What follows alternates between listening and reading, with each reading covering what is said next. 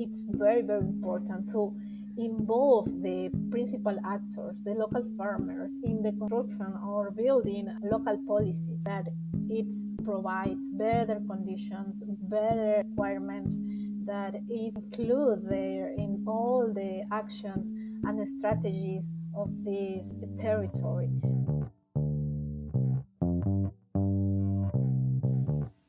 Hello, and welcome to the Power of the Public Plate podcast, brought to you by ICLEI, Local Governments for Sustainability, and the UN One Planet Network, with your host, myself, Josefine Hintz, based in ICLEI's Berlin office, responsible for global initiatives of sustainable, innovative, and circular procurement.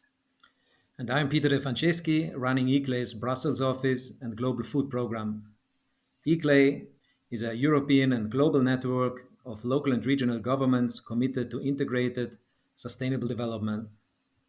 And the UN One Planet Network works as a multi-stakeholder community across 6 programs, one of which is committed to the implementation of sustainable public procurement globally. In this podcast, we explore the stories of champions of food procurement around the world. In each episode, we bring you insightful and inspiring stories of how the public sector can influence the food value chain by leveraging its purchasing power. Join us as we talk to public sector staff, policy advisors, and experts to learn how to support smallholder farmers, serve healthy and nutritious meals, source locally and climate friendly. In this episode, we travel to Manta in Ecuador, where we talk to Mirian Johanna Zambrano Benavides. Johanna is the project coordinator of the Feeding Urbanization FAO Ecuador project. She has more than 9 years of experience in territorial planning and monitoring of mitigation and adaptation measures to climate change in the agricultural sector. Johanna also works on the design and implementation of local strategies for resilience and sustainability of food systems. In this episode, we learn that Manta City is one of the first examples of local food procurement complementary to the country's centralized model. Wow, that sounds interesting. And in our conversation, we explore the benefits of this local approach with regards to healthy diets and regional supply chains. Without further ado, let's hear from Johanna. She's really one of the catalysts of this impressive project. And we bring to you Mirian Johanna Zambrano Benavides. A warm welcome to you, Johanna. It's really an honor to sit down with you and explore your work in Manta in Ecuador. It's really, really nice to talk to you today. Thank you, Josephine. It's a pleasure for me. It is here in this moment with you. And I'm so curious, and I think our listeners would really appreciate to know a bit more about Manta. If you can tell us a little bit more about the city and the role of food. Okay. I will talk about the Manabi, the region of the Manta. Manabi is a region located in the coastal area of Ecuador. It's the third more populous province of the country. It's characterized for being a coastal area with a large part of its territory below 1,000 meters above sea level. Also, the connectivity infrastructure in this territory has potentialities such as the seaport of Manta and the state road network that crosses the province and connects with important land terminals such as Santo Domingo and Guayaquil. Our economy is based mainly on agricultural livestock, aquaculture, and fishing activities, with around 39% of the economically activity population dedicated to this sector. Within the administrative division by the regional government, Puerto Viejo, along with the permanent Rocafuerte, Manta, Montecristi, and Jaramillo from the metropolitan administrative region. Other point is this region has a diversity of landscapes that give it diverse productive characteristics. Generally, cereals are produced in the valleys, crops and other products like cocoa are found in the hills, while fruit treats are found in association with coffee and cocoa. There is also the availability of sea and land protein. The center of the province, constituted by the Puerto Viejo, has the role of dry port since the distribution and commercialization of products from all over the province and from outside of it. However, it's important to note that in the urban part of intermediate cities such as Puerto Viejo and Manta, there are problems of food insecurity, mainly due to the lack of access to healthy and nutritious food. It's a general view of the territory that Manabi. It's really, really nice to get this picture of this agricultural character of the region, and also learning about some of the key challenges that you mentioned, namely the issue of access to healthy food. And I'm really excited to start diving into the project you're working on, right? The Feeding Urbanization project, where exactly the sourcing healthy local food is at the core. Can you tell us a bit more kind of about the project, how it kind of started, and what's kind of the central idea? The procurement project started as a part of a broader FAO project intended to structure and institutionalize a food governance mechanism in Puerto Viejo, as well as to develop a local food policy. Within this framework, food procurement for schools has been identified as one crucial element and main try point to strengthen local food governance. The initiative aims to contribute to improving the food security and nutrition of Puerto Viejo inhabitants, especially to the 40,000 school children in urban educational establishments and the small producers, which represent one of the most vulnerable groups in this region. To achieve the goals, local institutions, both of the department and local and the municipal level, are supported in the implementation of the new organic law of school food and 2020.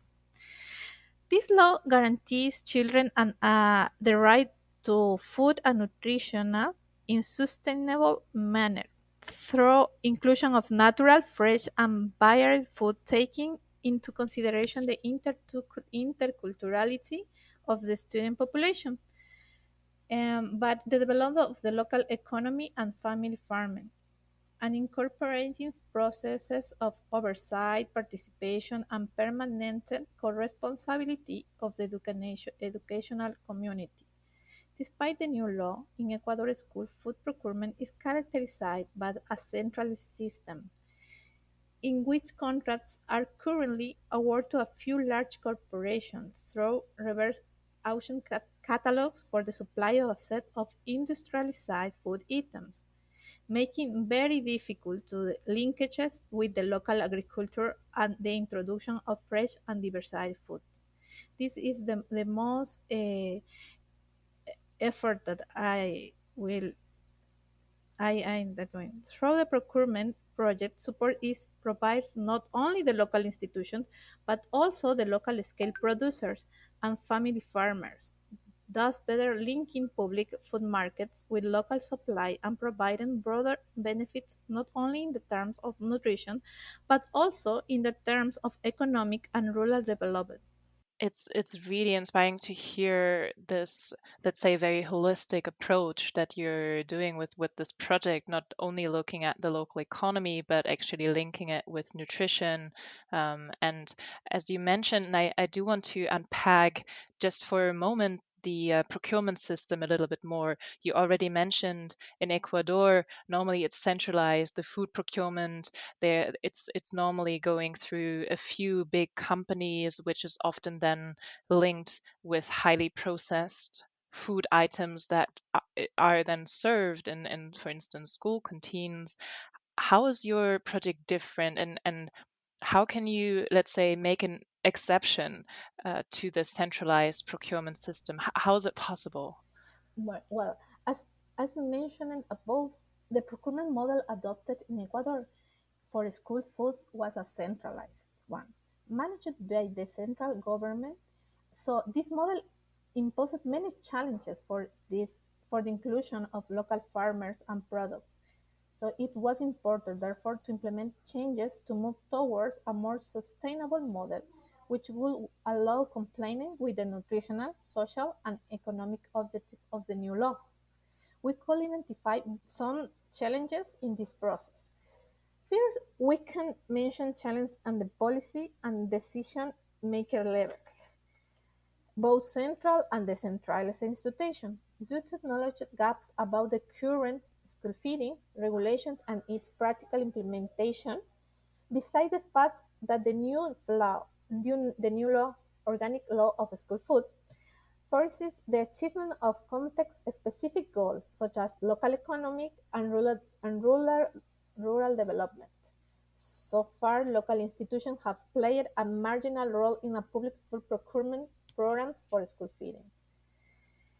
Also, a challenge related also to the adopt procurement process and in particular to certain participation requirements such as the registration at the online platform and the need of specific certification schemes, which were very difficult to comply by the local and smallholder producers. So, with the project, we can change these 2 points and work with the local farmers and straighten linkages rural and urban.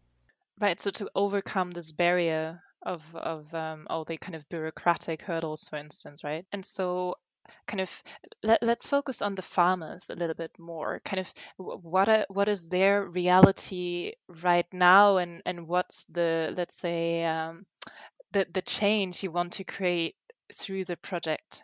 While the farmers, the project aboard with 3 points. A survey to understand the needs of the small producers and cooperatives.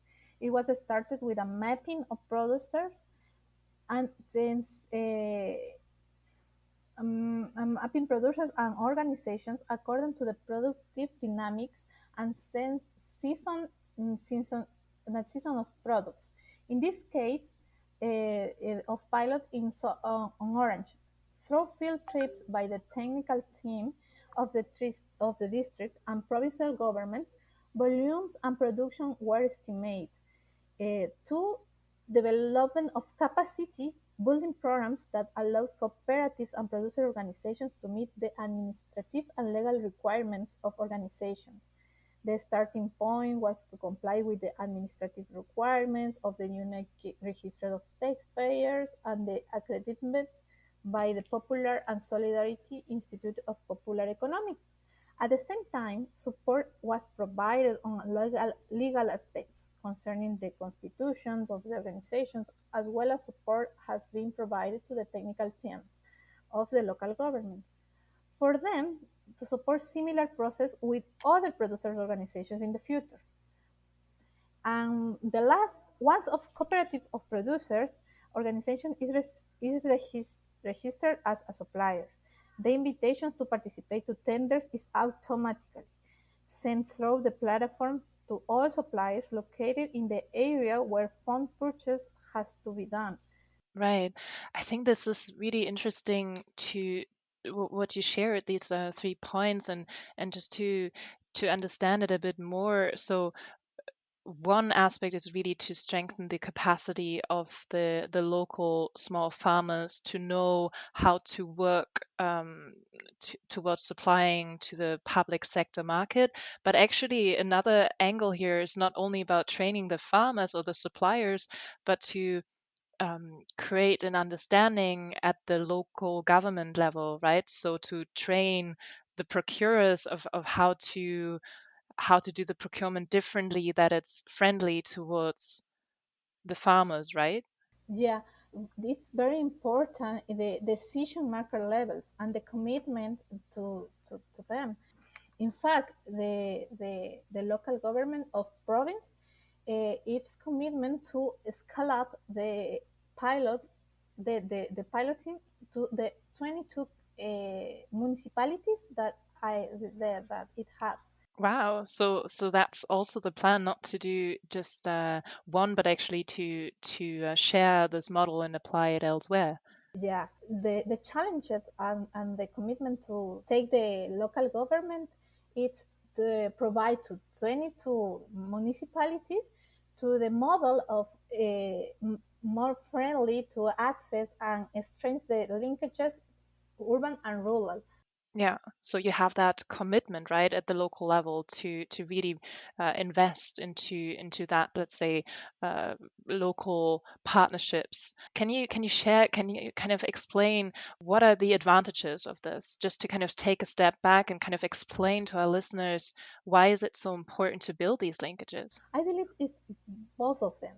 The procurement model where plotting represents an opportunity to provide children with fresh, local, and culturally appropriate food, contributing to their nutrition and food security. It's at the same time an opportunity to support small local farmers and cooperative or organizations so increase and stable market access and support the production and broader consumption of certain types of products. As mentioned before, the main reason for our efforts around local food purchasing was to support the implementation of the new school feeding legislation. The legislation has among its objectives to use school food procurement both as an instrument to promote the nutrition of school children with fresh, culturally accepted products and support the local economy and agricultural development, as well as to support local farmers and their cooperatives through the access to public market opportunities. With the existing procurement model, this was not happening. This new and local procurement model was the way we found to do it and achieve these multiple objectives. Beside that, and in the framework of our urban food agenda, locally sourced food for public procurement programs is also an entry point to strengthen the rural-urban linkages. So these programs can be implemented to catalyze food governance mechanisms at local level. That sounds all really amazing and very tempting as a model. But I'm sure there are also some challenges, right? I mean, we always say there is this advantage from sourcing locally, working with small farmers, but I'm sure it's not that easy, right? It's not that straightforward. What were some of the challenges that you're facing or have faced? There are different challenges. I think the principal challenge is the commitment of central government because the policy food is centralized. So it's the most important challenges that I will effort. And what do you mean by commitment from central government? Uh, with this piloting, this model is inspired to promote the insertion of fruit. Also, when the procurement process is not friendly with the local farmers, yeah. So with the CERCOP, is Secretaría de Compras Públicas, it's building a new policy to improve the policy, the actual policy. So it's the challenge right now with. So it's also, I understand, kind of a challenge really for the scaling out, kind of, right? However, I'm also interested, and maybe you can kind of share a bit more if we just focus, for instance, on one city for a moment, and let's say the new collaboration with the local farmers. What are some challenges there? Kind of, if you think about how it will work in the future, because it's a new way of the supply chain, right? For instance, the new ways of delivery, is it very simple to establish all the logistics? How does that look like? Within the framework of the FAO project, which has the intermediary city of Puerto Viejo as main target right now, Manabi regional government has shown a concrete interest to scale up the approach in other cities. Theoretically, if the law is building to access the local farmers to platform, but in practice, it's still a big challenge, especially for the administrative requirements that they have. Yeah, thank you for that answer. And I do want to also explore a few other aspects of the project, but maybe as a last question about the collaboration with small farmers, how will it look like, the collaboration? Will there be dialogues before procurement? Will there be other meetings? For instance, is it as straightforward as that, kind of getting together, or how will the work look like? They are involved in the meetings to construct the law, the new law. So it's, yeah, yeah. The our farmers that are including the piloting, they are participate in the meeting to construct. I beginning the actions. It's the start, but I will in this year and to 2022 I continue to construct the new law to set up. So they include in the meeting and the um, other spaces to collaborate in the lines, in the general lines, and in the specific requirements for the future. So it's really amazing to hear that the farmers are involved in building this new piece of legislation. Would you say that actually looking at food procurement, having the right law in place, is that the game changer? Is that the most important bit to get right as a government? It's the opportunity. In fact, the actions that we are testing in the project open a big opportunity for them. So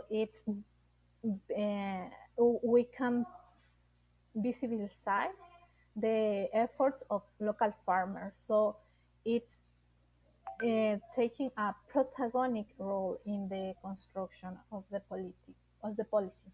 Yeah, that's really good to hear. I think a lot of governments or other guests that we talked to as well, some of them really outlined or emphasized the importance of having the right legislation in place. But I think in many cases, it's not just right yet. It's sometimes rather a challenge to work with the legislation right now. It's the beginning, but I think that it's a long way.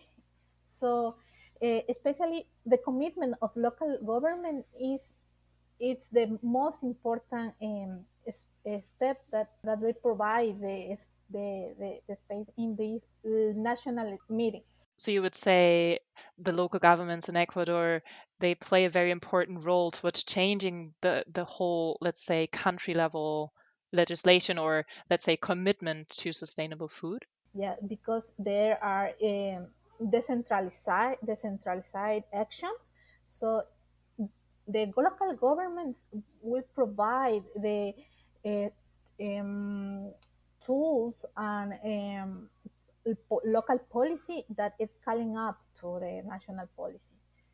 So it's important, again, the commitment and the local governments with the policy and including resources, economic resources to implementing the action. One question that I would like to pose is really about indigenous people because Ecuador is very has a strong indigenous identity. I also find it quite amazing because Ecuador is rich in biodiversity, in indigenous peoples, but also this division in three parts, right? The costa, which is very lively, and then the Andean region, which is a bit slow paced with and different indigenous, and then the Oriente, more the let's say the rainforest. But I wonder in the whole food production, logistics, let's say in the whole food chain, and also supply. To what extent are the indigenous people involved, or do they play a role? In the target area of the project, we are in the coastal region. So a considerable part of the population identify itself as Montubios. That is considered as an indigenous population.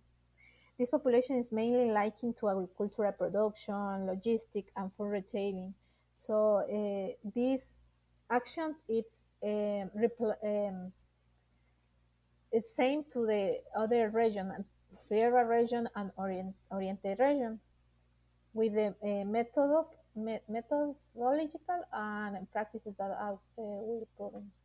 So would you say that in terms of supply of small and medium-sized enterprises, of small farmers, also the indigenous people and organizations and businesses benefit, or is that rather difficult for them to join in? It still is difficult to access to the platforms to public supplies. It's rather the big ones, the big companies. Yes, for companies to provide to the centralized platform. So it's an opportunity. They could piloting to prove the access with the local government. So local government, local province governance, they buy the products to the local farmers. So you buy the food directly, but are you also dividing it or considering dividing certain parts of the food in a small lots to say, okay, this we could, let's say, procure from a very small farmer or very particular one, or maybe one linked to an indigenous people? Is there a possibility, or is that difficult? Is there a possibility, especially in the construct of the new law, there are extra points to these characteristics to the organizations that have indigenous people? It's part of the economia popular y solidaria. It's a denomination that we have. So there are extra points in the qualification to access. And I'd be really interested to hear a bit more in terms of if you want to scale this model to 22 local governments, still their, let's say, context in terms of the type of vegetables or fruits, and also depending on the season, it will vary. So what is your recommendation to the local governments in terms of where to start? Like, would you recommend, for instance, to focus on one fruit or a certain vegetable? Kind of how is the approach of the model kind of to accommodate for the local different context? It's important to the local government know the territory. So I can suggest that they can begin with the fruit. The volume is high, so I recommended that it's a first step, beginning with the fruits, then or fresh products. And so that's something that the government staff can learn from the farmers, kind of how the harvest will look like in a year, and how much will be available from, let's say, this fruit and that fruit. And perhaps can you share a few examples of the fruits that we're talking about to make it more tangible? Yeah, the temporary fruits. It's important to know the calendar to disponibility of volume. So in Manabi, in the example of Manabi, they have a very clear the distribution of your territory, the dynamic product, the productive dynamic. So they have fruits in the north and vegetable in center and other type of fruits in the south. So in temporary, also they have the knowledge of this volume they can buy to the local farmers. So it's important, very important, the mapping of the cooperative and the organizations and the state of the production and the stock. One question that I had, and I think you haven't really tackled that yet, is education. Is that part of the school food nutrition and procurement to also educate the children to understand, make them understand about the food culture? You mentioned, around the Costa, or where the food comes from, special dishes. Is that part of the procurement, would you say? It's the culturally appropriated, and it's also done the supply with the educational nutritional education.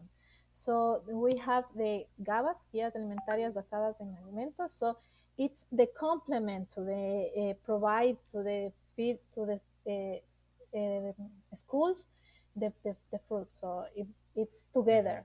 The provided the fresh fruits, so the nutritional education with the foods appropriate, nutritional, and etc. Thank you.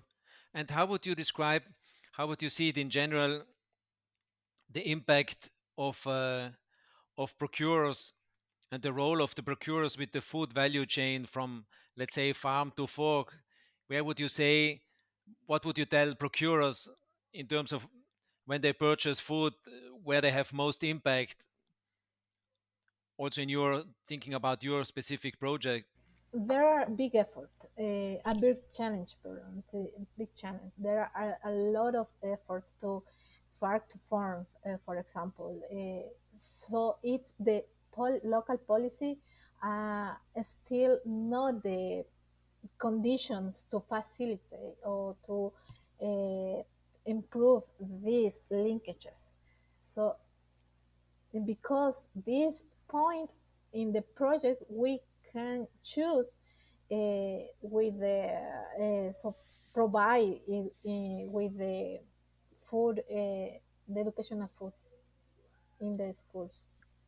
And to understand a bit better, if we imagine kind of a procurer working in Manta, um, in the future with your policy being implemented and scaled out, how will their role change? Or how important is the role of a procurer in implementing the program? When I can say it's the most important, the local government it's making one part, but to scaling up to the country, we need the commitment of centralized because they also buy to the local farmers. So this experience can provide to the central government the tools and and the lines, general lines to construct a better policy. So what you're saying is that, let's say, the procurers working at a local level are not only very important to implementing the changes there in the cities, but actually also to make sure it all works well and they capture the experience and advise towards the central government in terms of how they can do better food procurement. Yeah. Also, with the decentralized government in the province, we have other institutions that decentralized governments, but this is very difficult to access to the local producers, local farmers. May, uh, so it's the opportunity to change this problem. Yeah, thank you. It sounds indeed like a really big opportunity that you have right now, and also with the timing, with the change of legislation, with the FAO supported project you're working on. It sounds very, very promising. Indeed. And I also wonder how how do you see the potential of that inspiring the rest of the region? You said this is now in the coastal region. So I wonder, how do you see the chances, or is there already interest from the Andean region, or I don't know, the rainforest region, Oriente, to take that up, or any other regions, maybe in other countries? Yeah, this is the objective. In fact, we beginning with one city in coastal region, in one province, Puerto Viejo. Puerto Viejo City, Manabí province. So then the local government, local province government see the action and the impact with the local farmers, they commitment to scaling up to the all province. It's two, 22 municipalities. So this is a very good example to to take the other regions. Considering Manabí is the third province in extension in our country. So and the population same is the third important province in Ecuador. Thanks a lot, Joanna. We usually wrap up by asking for final words of wisdom. I mean, we heard already a lot of inspiring, pioneering activities from your side. But imagine you have now a group of procurers around you, eager to hear from your experience a final words of wisdom. What would you tell them to transform the food system through procurement, and impact the food value chain? What would be some advice you give them on the way? Some words of wisdom from your side. I think it's the opportunity to generate the change in our cities. There are a good example, the commitment of a local government, it's important to create better conditions to local farmers and diversity of economic their economy. Also, improve the condition of food security in the urban areas. So these rural urban linkages, is strange with these efforts. That's very inspiring, and from what you were saying, I gather it's really an opportunity not only to create, let's say, diversity in the food and the nutrition that is being provided, for instance, in schools, but it's also about a diversity of economic actors to use the opportunity you have in Ecuador with this alternative local procurement to really diversify the suppliers and farmers that are involved in the public food market. Really, I think it's very important to involve the principal actors, the local farmers, in the construction or building policies, local policies, that it provides better conditions, better requirements, that is include there in all the actions and strategies of this territory. And with these examples, we can reply in other spaces of the same country or the same region, that we improve the conditions, the life condition of the rural and urban people. This is very inspiring. Thank you so much for sharing your story. And I really can't wait to hear how your policy and the project will roll out and implement in Ecuador. So thank you so much and all the best for the next steps. Thank you. Thank you for this opportunity to share the actions that we can take in this territory. Uh, the next step is scaling up, and we can work for this. Such an interesting conversation with Johanna, and I'm really impressed by this project, really finding this alternative to the centralized food procurement system, looking at what is possible at a city level. I think it's really impressive that they're making these first steps, and also this idea that they want to scale up this model. I'm really curious to see where this is going. Indeed, I fully agree, Josephine, because as we heard, it's a centralized procurement, and then again, they try to include local producers, which will not be an easy task and quite challenging because the more central, the bigger the suppliers. So I think it's really a good story, and bravo for all the efforts to Joanna, I must say. So thank you again, Joanna, for joining us on the Power of the Public Plate podcast and for your amazing work in Manta. And to learn more about the local food procurement project in Manta, check out the episode description. And if you like this episode, you can support us by sharing it with your colleagues and friends. We also invite you to listen to all the other episodes of this podcast and to connect with us on Twitter or on the websites at the UN One Planet Network, as well as ICLEI Local Governments for Sustainability. Thank you so much for listening. Bye bye. Thank you.